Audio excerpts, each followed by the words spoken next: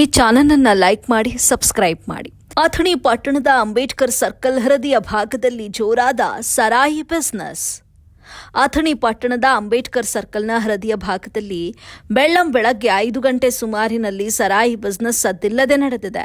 ಈ ಅಕ್ರಮವನ್ನ ಹೇಳೋರು ಇಲ್ಲ, ಕೇಳೋರು ಇಲ್ಲ, ಇದ್ದರೂ ಸತ್ತಿದ್ದಾರಂತೆ.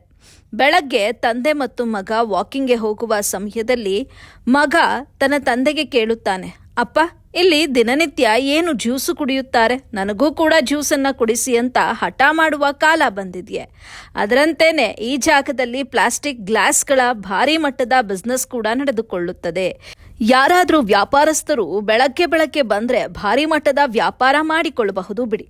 ಇಷ್ಟರ ಮೇಲೆ ಗೊತ್ತಾಗುತ್ತೆ ಅಬಕಾರಿ ಇಲಾಖೆಯ ಅಧಿಕಾರಿಗಳು ಸರಾಯಿ ಬಿಸ್ನೆಸ್ ಮಾಡುವವರ ಹತ್ತಿರ ಎಷ್ಟು ಕಮಾಯಿ ಮಾಡಿಕೊಳ್ಳುತ್ತಿದ್ದಾರೆ ಹಾಗೂ ಲಂಚದ ಆಸೆಗಾಗಿ ಇಷ್ಟು ಕೆಳಮಟ್ಟಕ್ಕೆ ಇಳಿದಿದ್ದಾರಲ್ವಾ.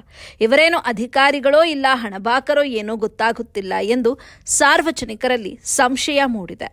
ಅದರಂತೆಯೇ ಎಲ್ಲಿ ಕೇಳಿದ್ರೂ ಕೂಡ ಬೆಳಗ್ಗೆ ಸುಮಾರು 5 ಗಂಟೆಯಿಂದ ಸುಮಾರು 7 ಗಂಟೆವರೆಗೂ ಕೂಡ ಅಂಬೇಡ್ಕರ್ ಸರ್ಕಲ್ ಹತ್ತಿರ ವೆರೈಟಿ ಸಾರಾಯಿ ಸಿಗುತ್ತದೆ ಅಂತ ಸಾಮಾನ್ಯ ವ್ಯಕ್ತಿಗಳು ಮಾತನಾಡಿಕೊಳ್ಳುತ್ತಿದ್ದಾರೆ. ಅದು ಏನೇ ಇರಲಿ, ಆದರೆ ಇದರಿಂದ ಯಾರ ಹೆಸರನ್ನ ಜನರು ಹೇಳಿಕೊಳ್ಳುತ್ತಿದ್ದಾರೆ ಅನ್ನೋದು ಗೊತ್ತಾ ನಿಮಗೆ? ಮಹಾಶಿಲ್ಪಿ ನಮ್ಮ ದೇವರಾದ ಬಾಬಾ ಸಾಹೇಬ್ ಅಂಬೇಡ್ಕರ್ ಅವರ ಹೆಸರಿನಲ್ಲಿರುವ ಈ ಸ್ಥಳವನ್ನ ಕೆಲ ವ್ಯಕ್ತಿಗಳು ತಮ್ಮ ಸರಾಯಿ ಅಡ್ಡೆ ಮಾಡಿಕೊಳ್ಳುತ್ತಿದ್ದಾರೆ. ಹಾಗಾಗಿ ಇದು ಒಂದು ಸರಾಯಿ ಅಡ್ಡೆಯಾಗಿ ಒಳಪಟ್ಟಿದೆ. ಇದರಿಂದ ಮಹಾಪುರುಷನಿಗೆ ಕಪ್ಪು ಚುಕ್ಕೆ ಬರುವ ಕೆಲಸವನ್ನ ಈ ಲುಚ್ಚಾಗಳು ಮಾಡುತ್ತಿದ್ದಾರೆ. ಇದಕ್ಕೆ ಅಬಕಾರಿ ಇಲಾಖೆಯ ಅಧಿಕಾರಿ ಬೆಂಬಲ ನೀಡುವುದು ಸತ್ಯ ಅಂತ ಮೇಲ್ನೋಟಕ್ಕೆ ಕಂಡು ಬಂದಿದೆ ಎಂದು ಜನರೂ ಕೂಡ ಮಾತನಾಡಿಕೊಳ್ಳುವ ಸ್ಥಿತಿ ಬಂದು ಕೂತಿದೆ ಸ್ವಾಮಿ. ಇದರಿಂದ ಕೆಲವು ದಲಿತ ಮುಖಂಡರು ನಮ್ಮ ಸರ್ಕಲ್ ಹೆಸರನ್ನ ನಮ್ಮ ಮಹಾಪುರುಷರ ಹೆಸರಿಗೆ ಮಸಿ ಬಳಿಯುವ ಕೆಲಸ ಮಾಡುತ್ತಿದ್ದಾರೆ. ಇದನ್ನ ತಡೆಗಟ್ಟದ ಇಂಥ ಹರಾಮಿ ಅಧಿಕಾರಿಗಳಿಗೆ ಏನ್ ಹೇಳಬೇಕು ಅನ್ನೋದು ಸಾರ್ವಜನಿಕರ ಆಕ್ರೋಶಕ್ಕೂ ಕೂಡ ಕಾರಣವಾಗಿದೆ.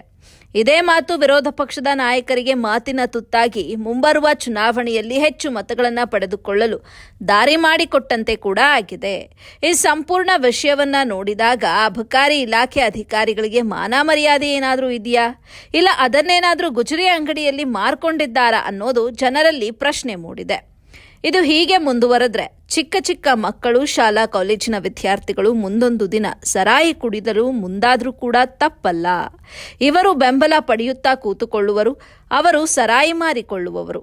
ಇದರ ಮಧ್ಯೆ ಬೆಳಗಿನ ಸಮಯದಲ್ಲಿ ಸರಾಯಿ ಚಿಕ್ಕ ಮಕ್ಕಳಿಗೆ ಆಪಲ್ ಜ್ಯೂಸ್ ಆಗಿ ನಡೆದುಕೊಳ್ತಿದೆ. ವಾಕಿಂಗ್ ಮಾಡುವ ಸಾರ್ವಜನಿಕರು ನಮ್ಮ ಅಥಣಿ ಪುಣ್ಯಕ್ಷೇತ್ರ ಈಗ ಸರಾಯಿ ಕ್ಷೇತ್ರವಾಗಿ ಒಳಪಟ್ಟಿದೆಯೋ ಏನೋ ಅನ್ನುವಂತೆ ಅನುಮಾನ ಮೂಡಿದೆ. ಅದರಂತೆಯೇ ಗೋವಾ ರಾಜ್ಯದಲ್ಲಿ ರಸ್ತೆ ಮೇಲೆ ಸರಾಯಿ ಮಾರಿಕೊಳ್ಳುತ್ತಾರಂತೆ. ಆ ರಾಜ್ಯದ ಕಾನೂನು ಅಥಣಿಯಲ್ಲೇನೆ, ಅದರಂತೆಯೇ ಇಲ್ಲೂ ಕೂಡ ನಡೆಯಬಹುದು ಎಂಬಂತ ಆತಂಕ ಈಗ ಸಾರ್ವಜನಿಕರಲ್ಲಿ ಮೂಡಿದೆ.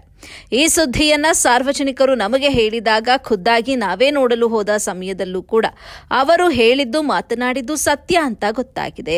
ಬಳಿಕವಷ್ಟೇ ನಾವು ಈ ಸುದ್ದಿಯನ್ನ ಪ್ರಸಾರ ಮಾಡಿಕೊಂಡಿರ್ತೇವೆ. ಈ ಸುದ್ದಿಯನ್ನ ನೀವು ನೋಡಿಕೊಂಡು ಇದಕ್ಕೆ ಸಂಬಂಧಪಟ್ಟ ಜಿಲ್ಲಾಧಿಕಾರಿಗಳು ಈ ಅಂಗಡಿ ಮಾಲೀಕನ ಮೇಲೆ ಯಾವ ರೀತಿ ಕಾನೂನು ಕ್ರಮ ತೆಗೆದುಕೊಳ್ಳುತ್ತಾರೆ ಹಾಗೂ ಸಾರ್ವಜನಿಕರ ಹಿತಾಸಕ್ತಿ ಆಧಾರದ ಮೇಲೆ ದೂರನ್ನು ದಾಖಲು ಮಾಡಿಕೊಳ್ಳಬೇಕು.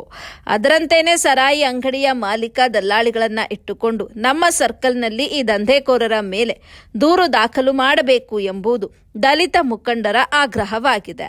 ಇನ್ನು ಮಹಾಪುರುಷರಿಗೆ ಕಪ್ಪು ಚುಕ್ಕೆ ಬೀಳುವಂತೆ ಮಾಡಿಕೊಳ್ಳುವ ವ್ಯಕ್ತಿಗಳ ಮೇಲೂ ದೂರನ್ನ ದಾಖಲು ಮಾಡಿಕೊಳ್ತಾರಾ ಇಲ್ವಾ ಅನ್ನೋದನ್ನ ಕಾದು ನೋಡಬೇಕಾಗಿದೆ.